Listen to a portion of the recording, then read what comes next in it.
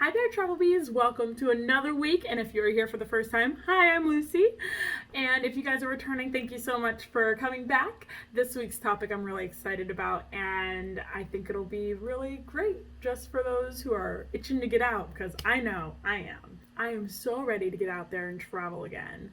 So if you feel the same way, stick to the end if you do like this video, because I have some sneak peeks into next week's videos that you'll probably be interested in if you like this video. So without further ado, let's get down to business. And if you know that song, I like you. So, what are 5 of the cheapest cities in Europe to go to after quarantine, right? This is a great topic, and there are definitely way more out there that you could go to. But these 5 are 5 that people may have heard of before and already have an interest in possibly going to, that aren't those huge cities like Paris, Rome, Venice, type of thing. So let's get into it. Now, these aren't in order of which one is cheapest. I did try to put it, so the least cheapest is going to be first that I talk about, all the way to what I personally feel is the cheapest.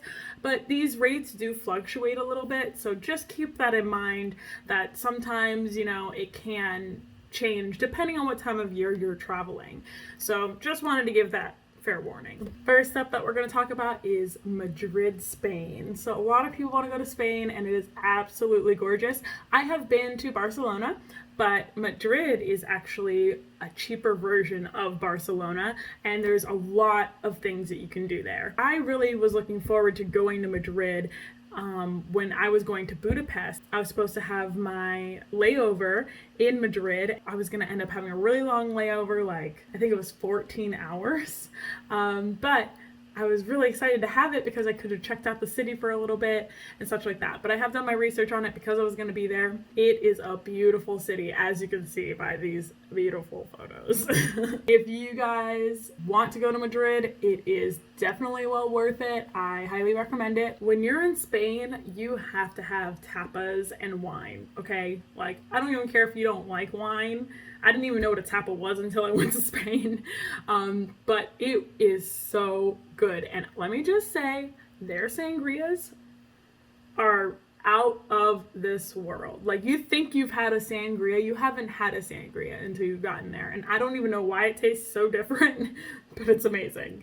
So, wine is a definite must. Absolutely amazing. They have dancing and flamenco, or whatever it's called, dancing that you can go and check out, and always take advantage of those free walking tours when you go to those cities. That was in my How to Travel Europe video. Also, they have plenty of museums, and a lot of them are free. So how much does it cost? Let's get into that. First and foremost, whenever you are out drinking or getting food, make sure that you guys are asking locals where you should be going to eat and drink, because those people are gonna know like the best place to go. You can get a budget breakfast. It's usually included with hostels and hotels, but in case it's not, it should be pretty easy to find. But lunch, so in Spain they have what's called siesta, and yes, it's real. Spanish siesta means nap, and there like literally is a time during the day where they take like a nap, and they pretty much all the shops shut down between 2 p.m. and 5 p.m. so you're not really going to be able to find anything during then, and lunch is kind of the big meal of the day for them there. So have a big lunch. It's going to be cheaper too, and then you can have dinner, be tapas or whatever, snacks, light snacks throughout the night. Now you can see here that the hotel prices and the hostel prices are relatively pretty cheap. So that's the 2 biggest things that are going to cost you the most money when traveling, is your food and your drinks and your hotel or hostel. You know what I mean? Like, that's what's going to take up the majority of your budget, other than your plane trip, because you gotta sleep somewhere and you gotta eat. The hotel prices, as you can see, and the 4-star hotels that you can get, you can get them as low as rounded up $45 a night.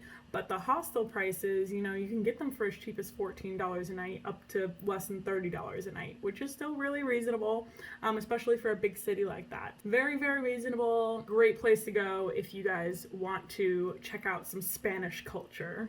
Next city on the list is CZECH Krumlov, and I cannot say enough things about this beautiful city that's in Czech Republic. So first of all, Czech Republic is one of my favorite countries by far. in Europe. And this little town here is, a lot of people refer to it as a fairy tale town, and it has a 13th century castle in it, and it's absolutely gorgeous. As you can see, there's a moat around this little city center, or old town is what they call it, and it's absolutely gorgeous. It is riddled with cobblestone settings and just a beautiful river that's seen from a lot of points in the city. There's a lot of viewpoints. There's rolling green hills in the distance. There's me. I absolutely loved it when I went there. It was a treat to go. I only went there on a day trip, so I didn't get to actually stay there because I was staying in Prague, but it's a great little city to go and stay with, and I've done some research on some of the hotel and hostel opportunities there as well. There's an example right there of, you know, the cobblestone and just absolutely beautiful views, and these are photos that I've taken too, so it was absolutely gorgeous when I was there. Now, one of the things that is very known, and you may like this, you may not, I mean, I'm not necessarily for it, but I understand the tradition.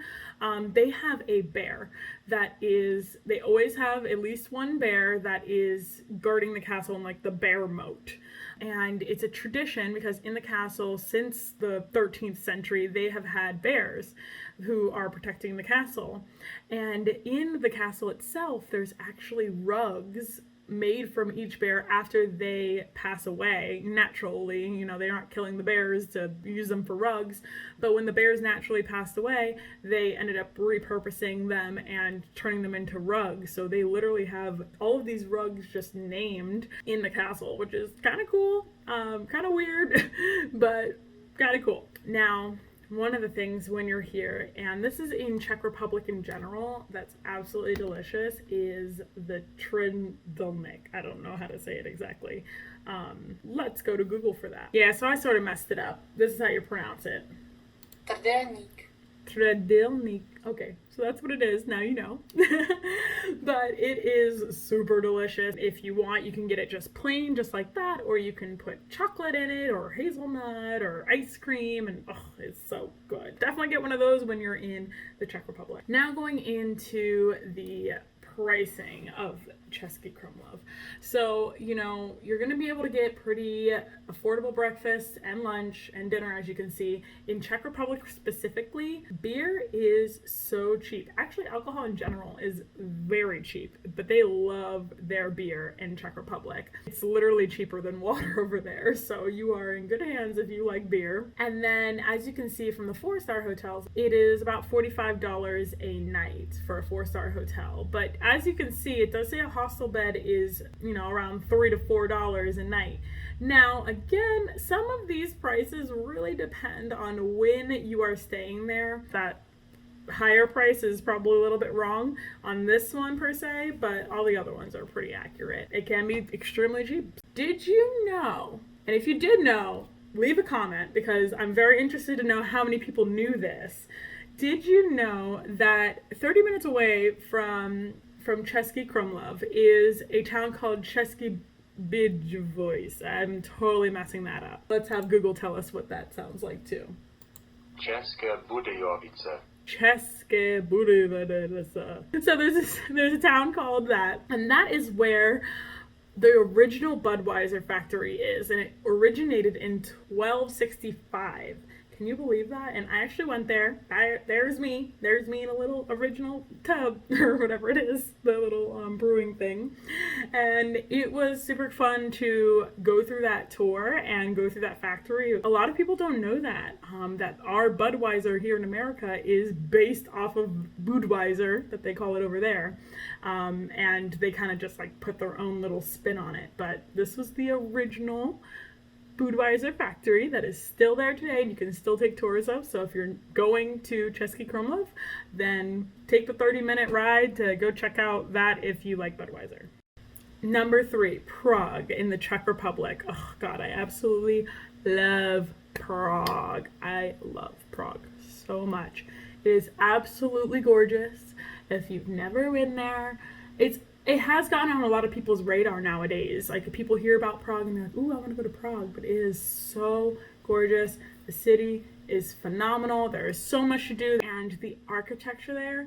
I wasn't even really that much into architecture, but they have architecture from nearly every single time frame. So Baroque, Renaissance, they have Cubism, which was really cool. I'd never seen Cubism before. They even have modern. So it's just a city filled with these different architecture styles. Beautiful city. They have the astronomical clock, which is a big thing that people love to go see.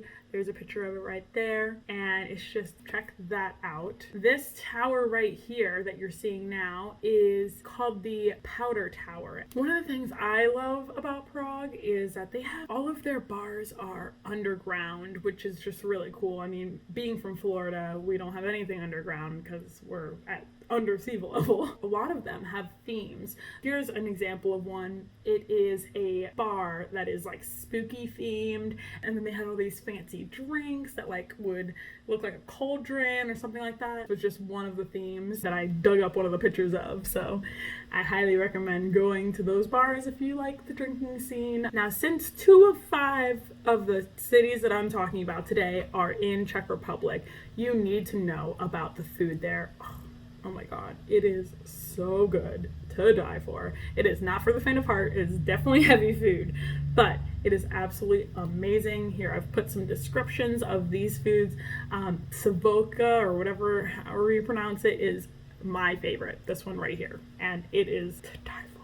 I literally crave it. Like, if someone could make me this, you leave a comment right now and we're gonna be friends, because I'm coming over and I'm gonna eat that. That bread that you see there, you probably see that there's a common trend with the bread, or what you think is bread, but it's really dumpling. So it's called dumpling bread, and it's very interesting. I didn't understand it when I first saw it, but it is like bread consistency, but it's thicker, and it literally tastes like a dumpling, but it looks like bread. It's so weird. Don't know how it's done, but it's delicious.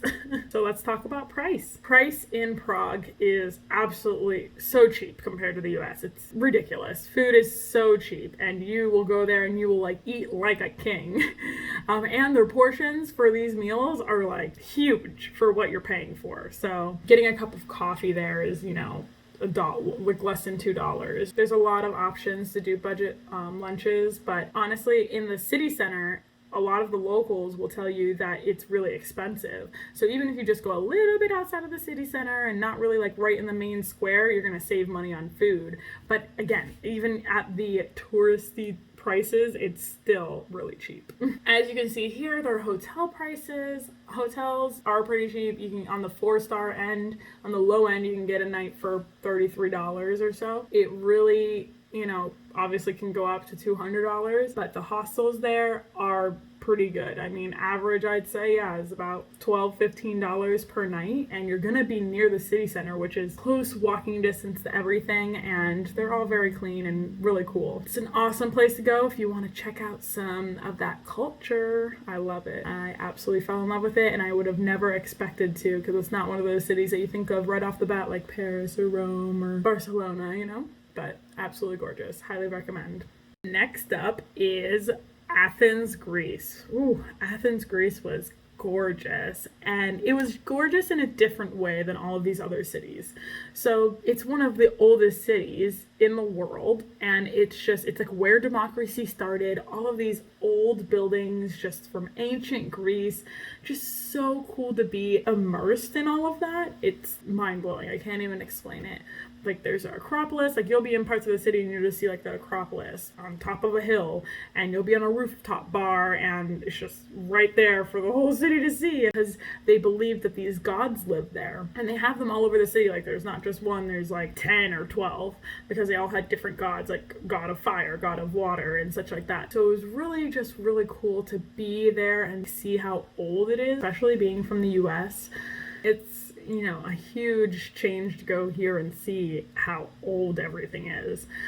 They have this stadium area where it is absolutely cool. In the old days, they actually used this as a stadium, and they did shows and everything, and they still to this day use it as that. So it's really cool just to go and see this place. Like, I took this photo, and look, there's me.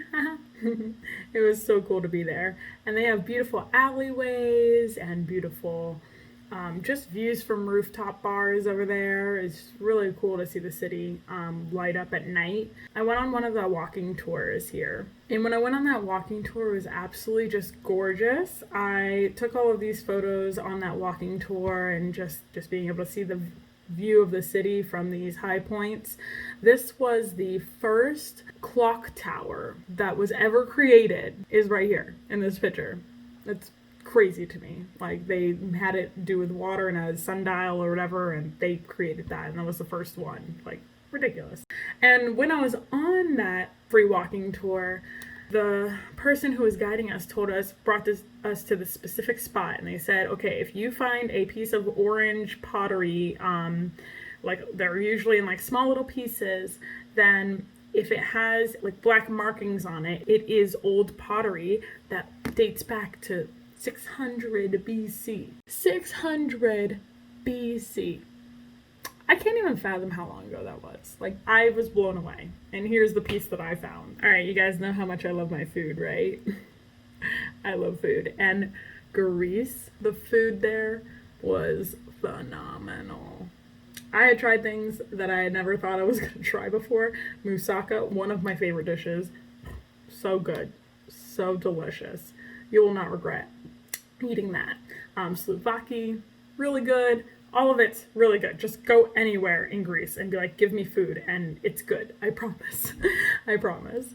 And their kebabs are amazing. So I actually have a little pro tip for you guys. If you guys ever do go to Athens, Greece, I hope you'll remember this video, and go to this restaurant right here, Leondi. You can Google it and find it.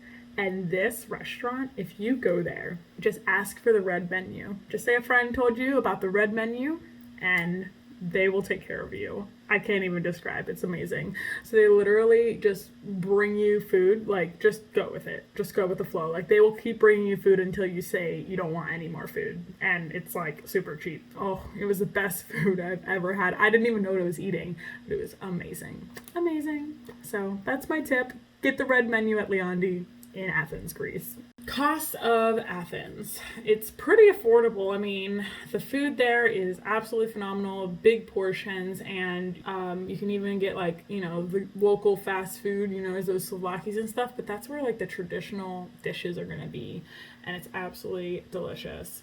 Really depends on where you are for drink prices and stuff like that. It is a little bit higher for drinks here than it was in Prague or Czech Republic in general. You know, that's something to consider as well if you do like drinking, but if not, then it's not really that big of a deal. As you can see here, their hotel prices, you know, are fairly cheap for what you're going to get for a 4-star, and their hostel prices aren't bad either. So, you know, the max you're going to pay is about $27 for a hostel for a bed, and it's going to be near the city center. I honestly highly recommend Athens, and if you do have a little bit of extra money and you want to go to one of their islands, you can do that.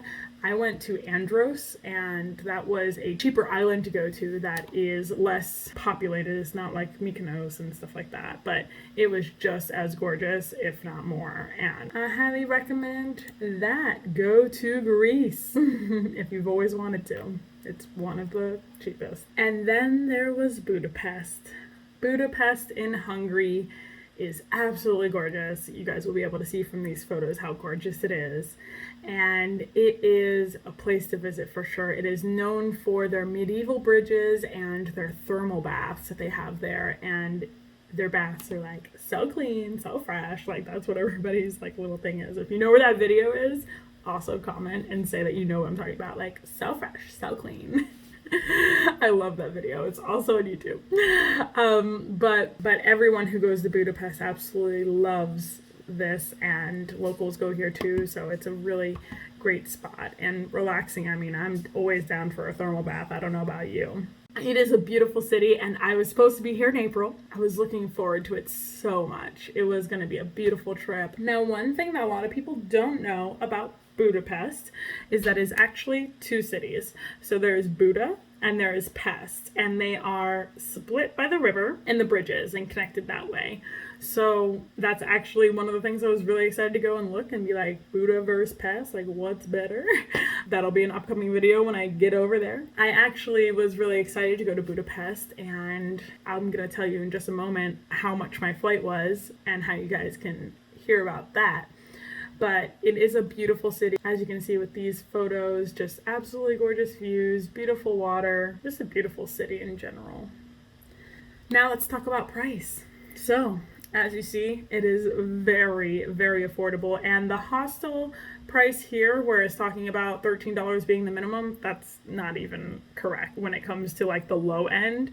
I do see some that go up to like the 20s and stuff like that, but there are hostels there that are rated like 4 or 5 stars, and they are $8 a night, because that's what I was gonna get. I had a hostel for $8 a night, and it was so cheap, and it was a beautiful hostel. I was really excited to be there. Breakfast is really cheap, lunch is really cheap, dinner is pretty cheap. It's under, $9 at the most. And yeah, as long as you really, in any place that you travel to, as long as you really don't go to the places that are super touristy where everybody's going to eat. Again, ask locals whenever you go to these places, and ask them where they eat, because they are not going to those places that are super expensive, because they don't have the means to be able to just do that every night. So keep that in mind. And wine and beer here is really cheap as well. So if you're drinking on a budget, it's for you.